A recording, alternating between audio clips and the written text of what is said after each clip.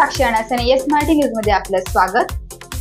आता पाहूया एक स्पेशल रिपोर्ट। मोबाईल कंपनीची भूमिगत लाईन ठरत आहे दुचाकी स्वारांसाठी जीवघेणी। बारे ते सुरगाणा रस्त्यावरील कासटवारी दांडीची बारी दरम्यान येथे मागील 2 महिन्यांपूर्वी एका मोबाईल कंपनीने भूमिगत लाईन टाकण्यासाठी खोदलेली नाली रविवारच्या पावसात सायंकाळी 5 वाजता वाहून गेल्याने या रस्त्यावरून जाणाऱ्या प्रवाशांचा जीव घेणारी ठरत आहे। याबाबत अनेक दुचाकी चालकांचे अपघात होता वाचले।